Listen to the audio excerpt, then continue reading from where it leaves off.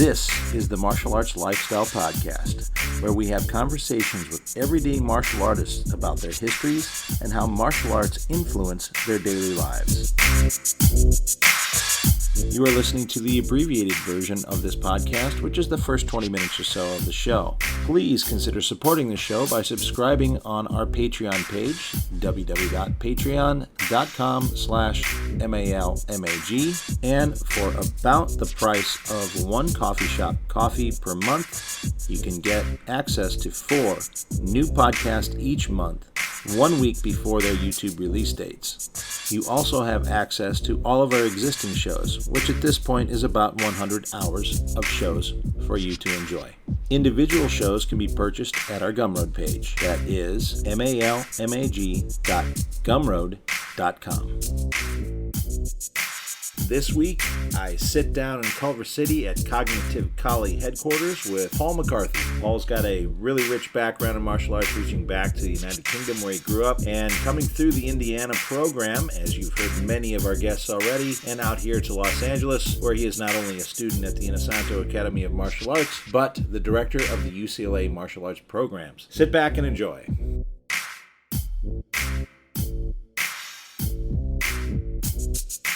Welcome to the Martial Arts Lifestyle Podcast, and I finally have gotten some time with someone I've been wanting to talk to for a long time. I'm sitting here in Culver City at the headquarters of Cognitive College, and I have one by one been picking off the Indiana crew, I should say, and my introduction to that awesome Indiana crew is actually this gentleman right here, who does not sound like he's from Indiana at all. This is Paul Mccarthy. Welcome to the show. Thank you, Tim. Yes, yes.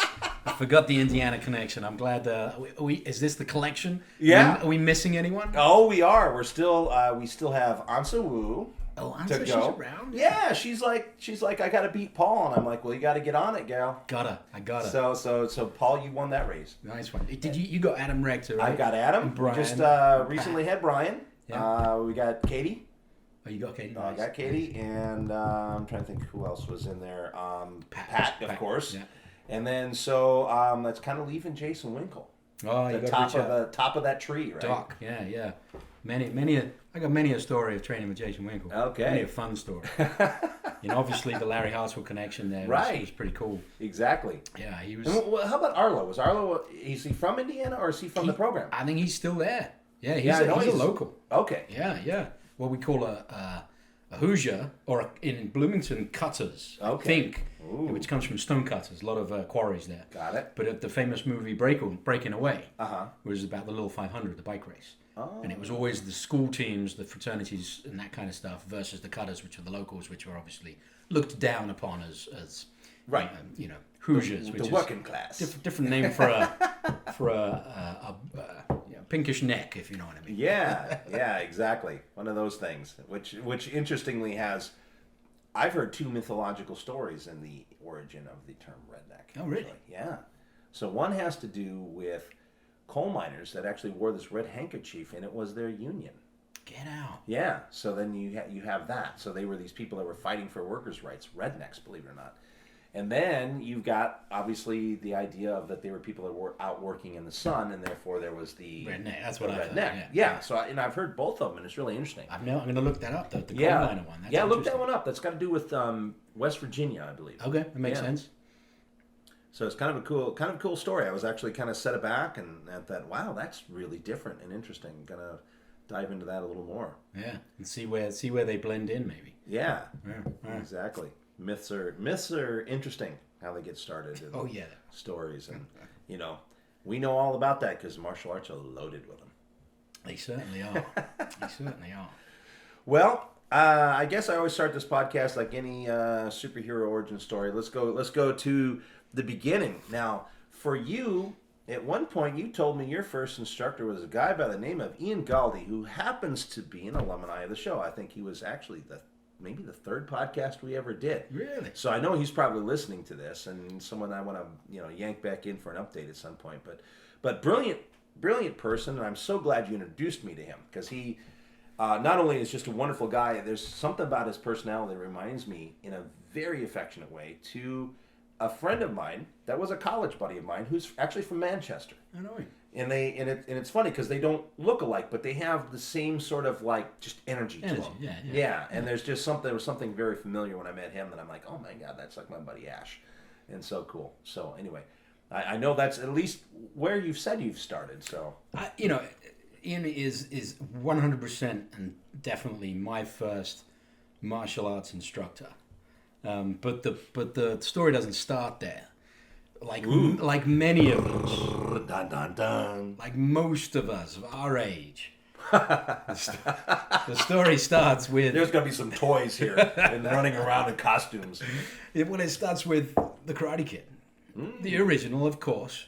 And I remember watching it. I think it was at my house or his house. He was a school buddy, Eddie Leyland, and we watched The Karate Kid. And then obviously we're just like, wow. Ran upstairs, started kicking and punching each other. Parents were like, right, karate class. So I do recall going to a karate class when I was 10, 11 maybe, or even younger maybe, I don't know.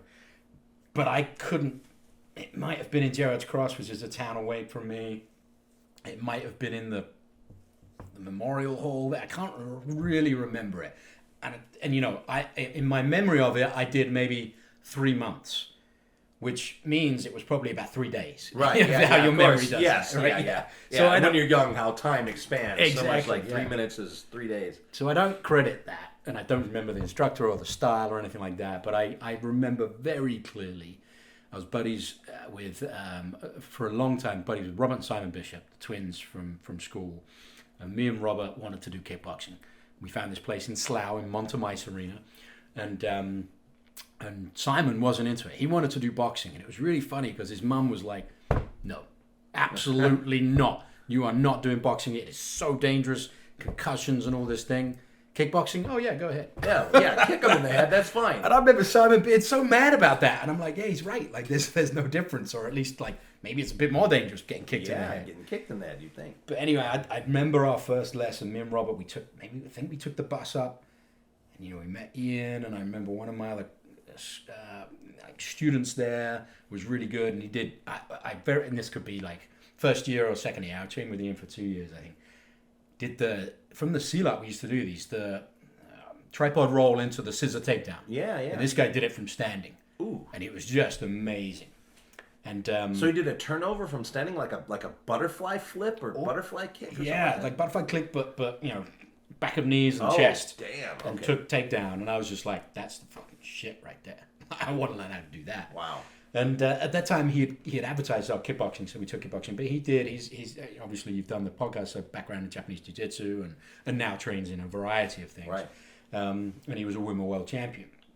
And so I trained with him for 2 years, and let's fast forward that to when we reconnected, because that's my favorite thing. And it was maybe 2014 or 16 or something like that.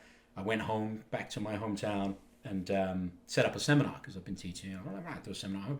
And Mark Lane said, hey, I'd like to have you with my group, and blah, blah, blah. And I think he saw that. Actually, on my website, I'd said that Ian Goldie was my first instructor. He said, oh, I see you know Ian. And I'm like, oh, wow, you know Ian? I've been trying to get in touch with him. I've been to a Combat Academy class several times on my trips home, trying to catch Ian. Right. And it was because he has many schools, and so he was never there. And so Mark was like, yeah. Whack-a-mole with Ian. Yeah, absolutely. So Mark set it up, and I remember this till the day I die. Ian walks in with a few kids, and he told me later that he had told these kids, hey, listen, this guy's coming in.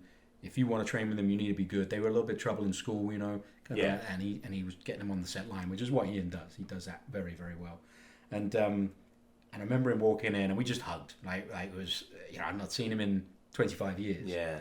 And he hands me a piece of paper, and it was my registration record of school, and it was the day I started. Wow. The rank I received, the dates I received the rank, and my membership number. He's still using the same system, and it was there, and that was really special. And that's somewhere in a safe place in this apartment. I couldn't tell you where, but it's somewhere in a safe place. So as long as it's safe from you, it's safe, I guess, right? Yeah. Is that what you say? Yeah.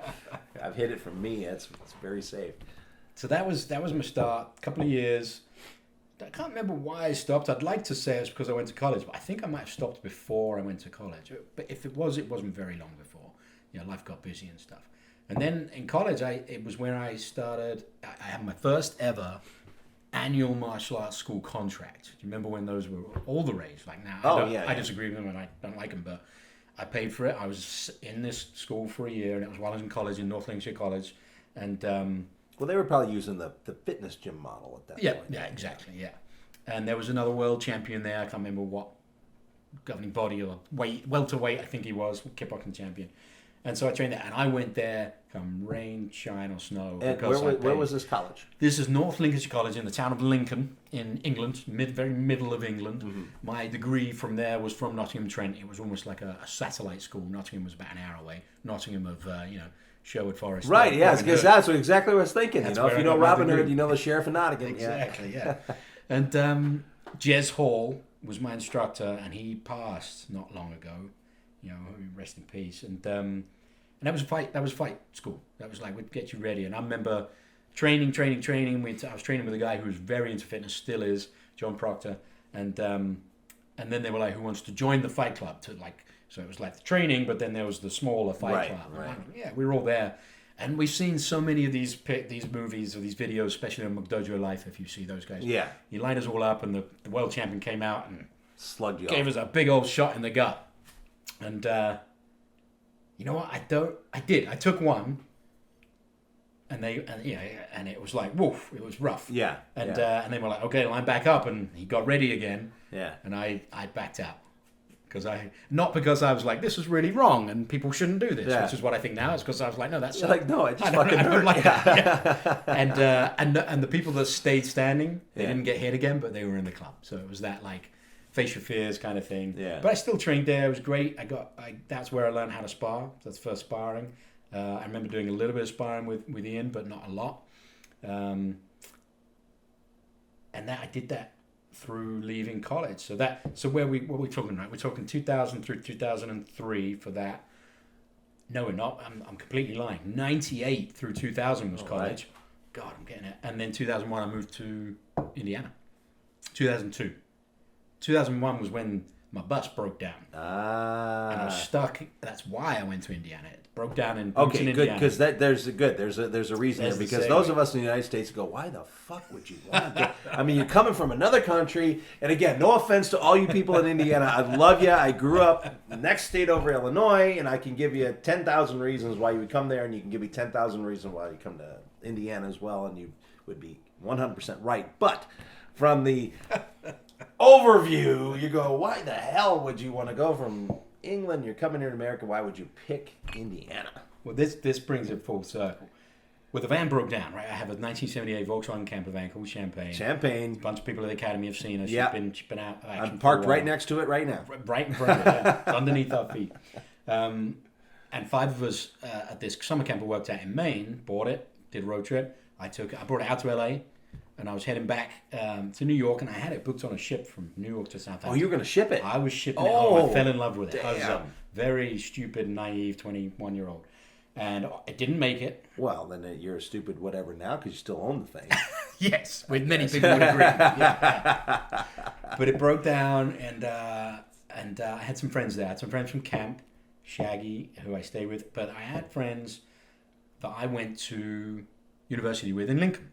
Tom and Louisa, they were a couple at the time, and I kind of knew. That's why I kind of headed. I knew I was breaking down. Something was going wrong, so I veered towards places where I knew people were, and I broke down. And I was a bit stuck, and they said, "Oh, well, you should really come and meet John. John's done so much for us. He's helped us out."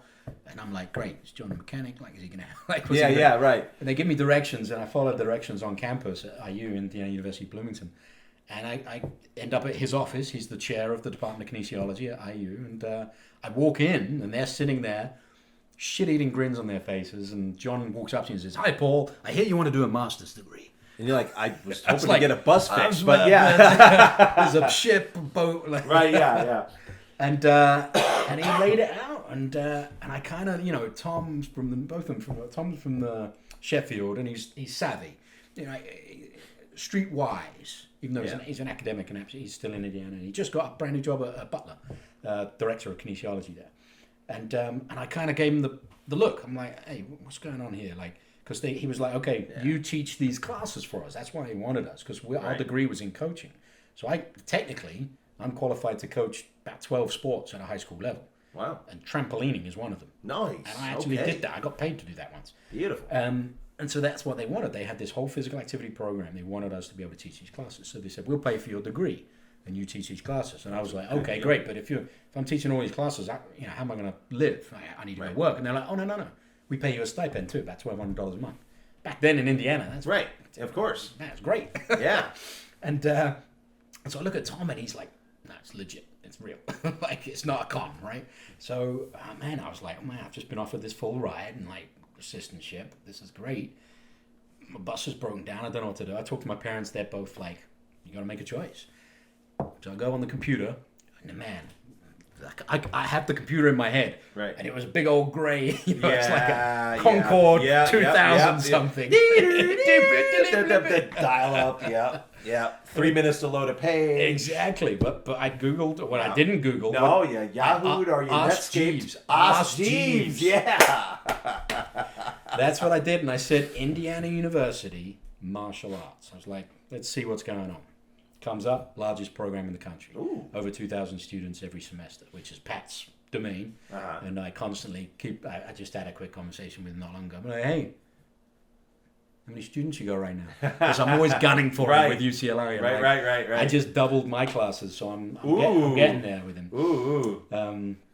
And so, it was a no-brainer to say yes. Then I had to go get the visa and be accepted academically. It wasn't like I had to go through the process. Oh, sure. So that was like September 2001.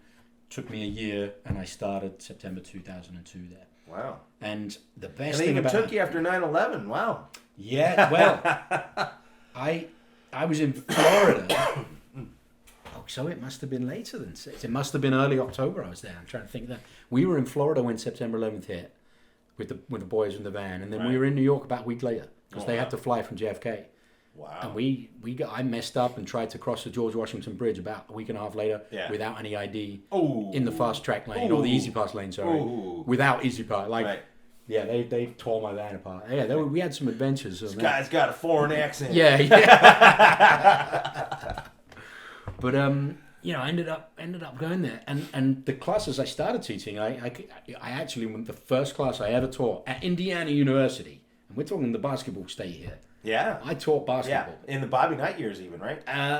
Bobby Knight, he had just gone. Something Davis, I can't remember. John. Oh, okay. It was the coach after Knight. Okay. Tony Davis. But it was like right after. Tony Davis had just taken. People are going to kill me. I can't remember his name. He had just taken Bobby Knight's team to the Final Four. Ooh. So Bobby had left abruptly, right? But it was still his team. Right. And then we Mike Davis, I think it was. We never got any better. The 5 years I was there, we never even got close to that. It's hard to follow that. I taught basketball, I taught volleyball, I taught fitness and jogging, bunch of stuff. But what I found out early was that because I was an instructor in that program, if I wanted to drop in and audit any other class, I could do it for free. Oh, nice. And it included all the martial arts classes.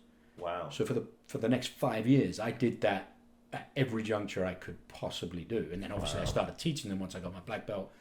First black belt was Hapkido, then I got black belt in Taekwondo, and then I was assistant instructing Jeet Kune Do and Kali with Pat Kelly, and just loving it, and loving life. I had 2-3 jobs on top of the stipend I was getting, and in Indiana, and I had no kids or anything. Right, I was having a good time. It was a great time.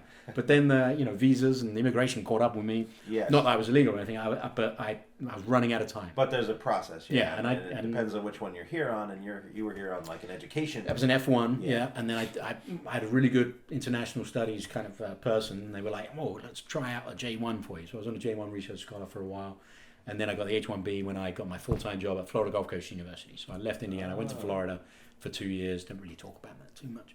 No one, well. Yeah. I graduated the University of Miami, lived in Tampa for 5 years. I know. Yeah. I know. There's the positive, there's the negative, and you just go, we'll just skip it. Yeah. And there was no one to train with. I didn't find anyone to train with. I found out there was some few folks that I could have driven to keep up my training, but what I decided to do was no one to train under. I started teaching the students so that they would come out, especially a gentleman called Jeremy Howard. I got him up through what I now know as the basic warm-up Sinawali drills, X, open 8, Right. idle high, the heaven sixes, and that's where Cognitive Kali was born. Because I didn't know much else.